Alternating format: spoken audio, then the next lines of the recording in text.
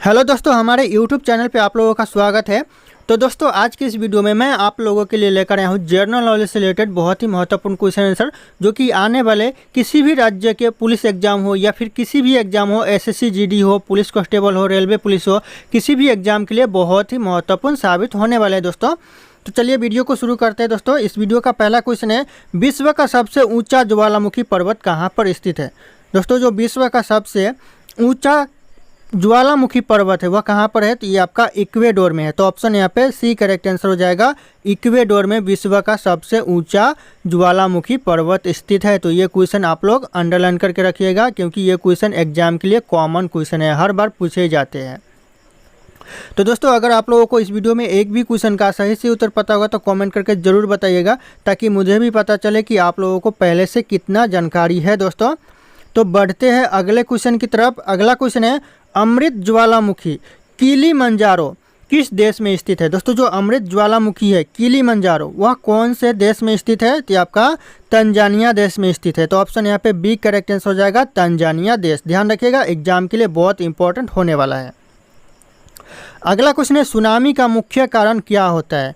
लगभग कई बच्चों को पता होगा, कई बच्चों को नहीं पता होगा कि सुनामी का जो मुख्य कारण होता है वह भूकंप आना होता है। तो ऑप्शन यहाँ पे बी, भूकंप आना सुनामी का मुख्य कारण होता है। आप लोग इसे अच्छे से समझ लेना।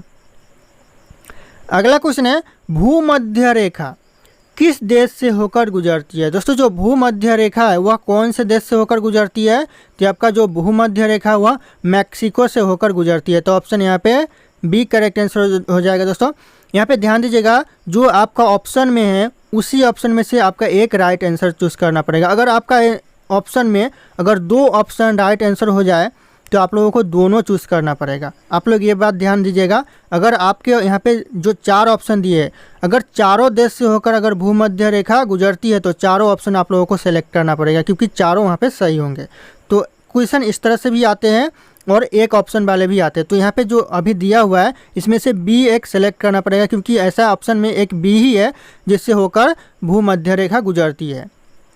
तो ध्यान रखिएगा आप लोग, इम्पॉर्टेंट हो सकता है सब। अगला क्वेश्चन है, योजना आयोग के द्वारा अब तक कितनी पंचवर्षीय योजना बनाई जा चुकी है। कितनी दोस्तों पंचवर्षीय योजना बनाई जा चुकी है योजना आयोग के द्वारा, तो हो जाएगा ऑप्शन यहाँ पे सी, अब तक के 12वीं पंचवर्षीय योजना बनाई जा चुकी है योजना आयोग के द्वारा। तो ध्यान रखिएगा, ऑप्शन यहाँ पे सी करेक्ट आंसर हो जाएगा। अगला क्वेश्चन है, कर्क रेखा किस देश से होकर नहीं गुजरती। ये भी बहुत इंपॉर्टेंट क्वेश्चन है दोस्तों। कर्क रेखा है वह कौन से देश से होकर नहीं गुजरती है, तो ये आपका नेपाल देश से होकर कर्क रेखा नहीं गुजरती है। और भी बाकी सारे देश है जहाँ से होकर नहीं गुजरती है, लेकिन जो हमारा ऑप्शन में मिलेगा हम लोगों को ऑप्शन के हिसाब से सेलेक्ट करना पड़ेगा। तो अभी यहाँ पे ऑप्शन में बी है, तो बी नेपाल देश से हम लोगों का जो कर्क रेखा है वह नहीं गुजरता है। तो बी करेक्ट आंसर हो जाएगा। बाकी यहाँ पे एक और बात ध्यान दीजिएगा, म्यांमार से होकर कर्क रेखा गुजरता है, बांग्लादेश से होकर भी गुजरता है और चीन देश से भी होकर गुजरता है। तो जैसे कि मैंने अभी बताया कि आप लोगों को ऑप्शन के हिसाब से सेलेक्ट करना पड़ेगा एग्जाम में। तो दोस्तों, अब बढ़ते हैं अगले क्वेश्चन की तरफ। अगला क्वेश्चन है, किस ग्रह का घनत्व सर्वाधिक होता है, यानी कौन सा ऐसा ग्रह है जिसका घनत्व सबसे ज़्यादा होता है, तो हो जाएगा पृथ्वी ग्रह। पृथ्वी ग्रह का घनत्व सबसे ज़्यादा होता है। तो ऑप्शन यहाँ पे डी करेक्ट आंसर हो जाएगा दोस्तों।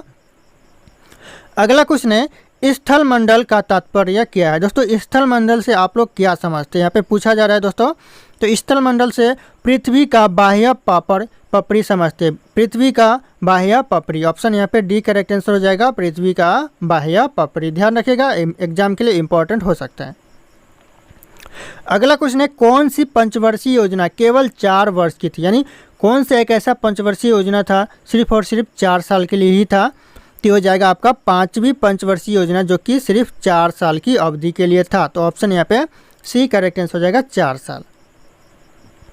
अगला क्वेश्चन है, कुल अक्षांश रेखाओं की संख्या कितनी है। दोस्तों, जो अक्षांश रेखाओं की संख्या वह कितनी है कुल, तो हो जाएगा 179 अक्षांश रेखाओं की संख्या है कुल। तो ऑप्शन यहाँ पे सी। दोस्तों, ये भी क्वेश्चन बहुत इंपॉर्टेंट है किसी भी एग्जाम के लिए 2024 के दोस्तों।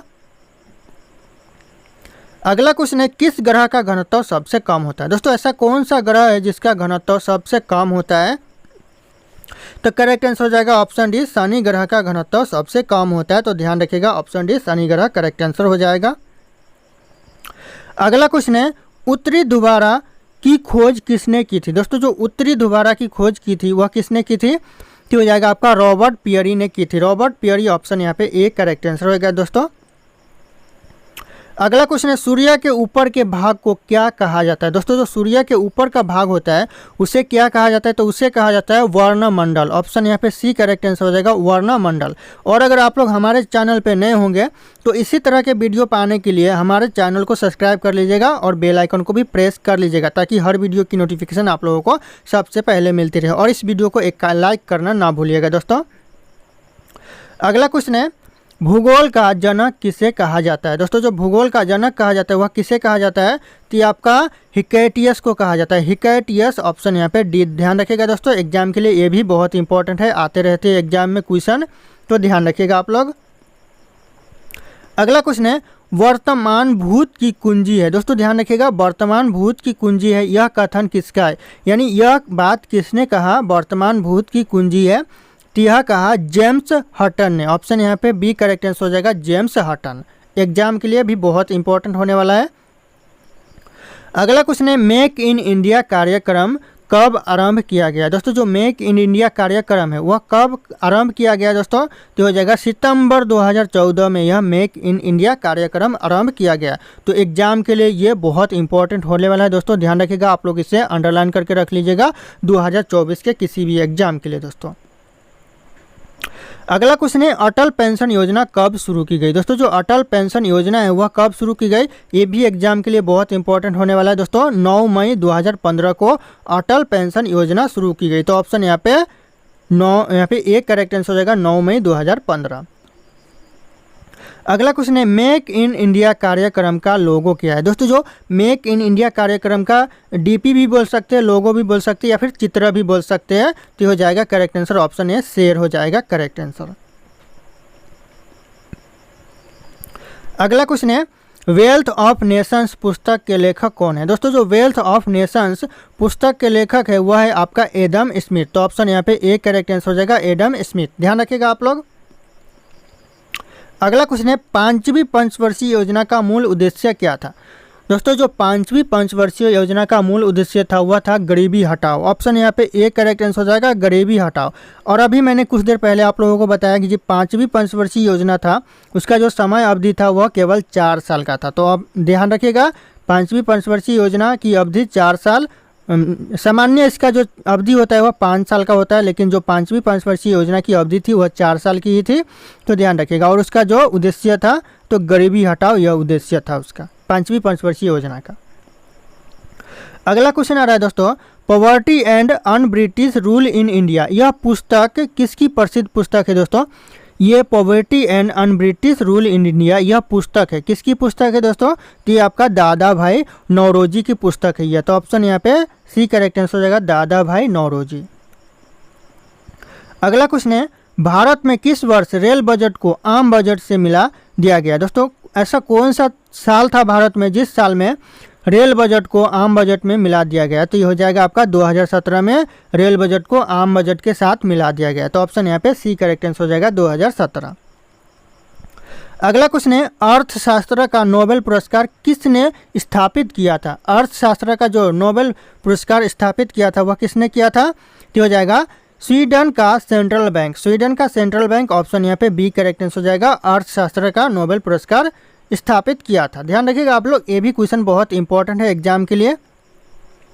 अगला क्वेश्चन है भारत में गठित पहले सहकारी समिति कौन सी थी। भारत में जो पहला सहकारी समिति गठन हुआ था वह कौन सा था, तो हो जाएगा आपका साख समितियाँ। ऑप्शन यहाँ पे ए करेक्ट आंसर हो जाएगा साख समितियाँ जो समिति है वह गठित हुई थी पहला बार, भारत में पहला गठन हुआ था इसका। अगला क्वेश्चन है नरसिंहम रिपोर्ट का संबंध किसके पूर्ण गठन से है। दोस्तों जो नरसिंहम रिपोर्ट का संबंध है वह किसके पूर्ण गठन से है, तो हो जाएगा आपका बैंकिंग संस्थान के पूर्ण गठन से नरसिंहम रिपोर्ट का संबंध है। तो ऑप्शन यहाँ पे सी करेक्ट आंसर हो जाएगा और एग्जाम के लिए बहुत इंपॉर्टेंट होने वाला है। अगला क्वेश्चन है विश्व व्यापार संगठन WTO। दोस्तों यहाँ पे वोट लिखा गया है लेकिन ये WTO होगा। WTO किस वर्ष में कार्यान्वित हुआ था। दोस्तों किस वर्ष में कार्यान्वित हुआ था WTO यानी विश्व व्यापार संगठन, तो हो जाएगा आपका 1995 में होगा। तो ऑप्शन यहाँ पे ये 1995 करेक्ट आंसर हो जाएगा दोस्तों। अगला क्वेश्चन है, दो देशों के बीच वस्तु विनिमय को क्या कहा जाता है। दोस्तों जो दो देशों के बीच जो वस्तु विनिमय होता है उसे क्या कहा जाता है, तो उसे कहा जाता है द्विपक्षीय व्यापार। ऑप्शन यहाँ पे बी करेक्ट आंसर हो जाएगा, द्विपक्षीय व्यापार कहा जाता है दो देशों के बीच वस्तु विनिमय को। तो ऑप्शन यहाँ पे बी ध्यान रखिएगा, एग्जाम के लिए बहुत इंपॉर्टेंट होने वाला है। अगला क्वेश्चन है, इंडिया ब्रांड एक्टिविटी फंड की स्थापना कब की गई थी। दोस्तों जो इंडिया ब्रांड एक्टिविटीज़ फंड की स्थापना की गई थी वह की गई थी 1996 में। तो ऑप्शन यहाँ पे बी करेक्ट आंसर हो जाएगा 1996। ध्यान रखिएगा, ये भी बहुत इंपॉर्टेंट क्वेश्चन होने वाला है दोस्तों। अगला क्वेश्चन है, भारत का अधिकतम विदेशी व्यापार किस देश के साथ होता है। यानी जो भारत का सबसे ज़्यादा जो विदेशी व्यापार होता है वह कौन से देश के साथ होता है, तो ध्यान रखिएगा होता है अमेरिका के साथ। तो ऑप्शन यहाँ पे सी अमेरिका करेक्ट आंसर हो जाएगा दोस्तों। अगला क्वेश्चन है, 12वीं पंचवर्षीय योजना का समय अवधि कितना था। दोस्तों जो 12वीं पंचवर्षीय योजना का जो समय अवधि था वह था 2012 से लेकर 2017 तक, यानी 5 वर्ष। मैंने कुछ देर पहले आप लोगों को बताया कि जो सामान्य समय अवधि होता है वह 5 वर्ष का होता है, लेकिन जो 5वीं पंचवर्षीय योजना था उसकी समय अवधि 4 साल की थी। तो ऑप्शन यहाँ पे ध्यान रखिएगा, सी हो जाएगा 12 से लेकर 17, यानी 5 वर्ष की समय अवधि थी 12वीं पंचवर्षीय योजना की। अगला क्वेश्चन है, पंचवर्षीय योजना पहली बार कहाँ शुरू की गई थी। दोस्तों जो पंचवर्षीय योजना शुरू की गई थी पहली बार वह कहाँ पर शुरू की गई थी, तो पहली बार शुरू की गई थी यूएसएसआर में। तो ऑप्शन यहाँ पे डी ध्यान रखिएगा, यूएसएसआर करेक्ट आंसर हो जाएगा, पहली बार शुरू की गई थी पंचवर्षीय योजना।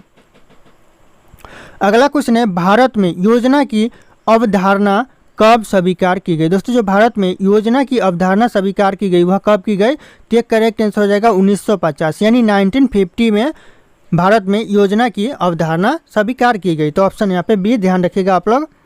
अगला क्वेश्चन है, भारत में राष्ट्रीय जल मार्गों की संख्या कितनी है। भारत में जो राष्ट्रीय जल मार्ग है उनकी संख्या कितनी है, तो हो जाएगा 111 भारत में राष्ट्रीय जल मार्ग है, यानी नेशनल जल मार्ग है। तो ऑप्शन यहाँ पे बी करेक्ट आंसर हो जाएगा 111। अगला क्वेश्चन है, हड़प्पावासी किस वस्तु के उत्पादन में सर्वप्रथम थे, यानी सबसे आगे थी, सबसे ज़्यादा किस वस्तु का उत्पादन करते थे हड़प्पावासी, तो हो जाएगा करेक्ट आंसर कपास का उत्पादन सबसे ज़्यादा करते थे हड़प्पावासी। तो ऑप्शन यहाँ पे सी करेक्ट आंसर हो जाएगा कपास। अगला क्वेश्चन है, सिंधु सभ्यता का सर्वाधिक उपयुक्त नाम क्या है। दोस्तों जो सिंधु सभ्यता का जो सबसे ज़्यादा नाम से पुकारा जाता था वह कौन से नाम से पुकारा जाता था, तो सबसे ज़्यादा सिंधु सभ्यता को हड़प्पा सभ्यता कहकर पुकारा जाता था। तो ऑप्शन यहाँ पे ए करेक्ट आंसर हो जाएगा हड़प्पा सभ्यता। ध्यान रखिएगा आप लोग। अगला क्वेश्चन है, भारत में खोजा गया सबसे पहले पुराना शहर कौन सा है। भारत में खोजा गया सबसे पहले और पुराना शहर कौन सा है, तो हो जाएगा आपका हड़प्पा शहर भारत में खोजा गया सबसे पुराना शहर है। तो ध्यान रखिएगा, ऑप्शन यहाँ पे ए करेक्ट आंसर हो जाएगा। अगला क्वेश्चन है दोस्तों, पंचवर्षीय योजना पहली बार कहाँ शुरू की गई। दोस्तों जो पंचवर्षीय योजना है पहली बार शुरू की गई कहाँ पर, तो इस क्वेश्चन का जो सही उत्तर है आप लोगों को कमेंट करके बताना। इसका मैंने उत्तर भी इसी वीडियो में बताया, तो मुझे देखना है कितने लोगों ने इस वीडियो को अच्छे से देखा है, कितने लोगों को सही पता है आंसर। तो ऑप्शन यहाँ पे सारे के सारे शो कर रहे हैं, आप लोगों को सिर्फ कमेंट करके बताना है सही उत्तर क्या है। और फिर मिलते हैं अगले वीडियो में।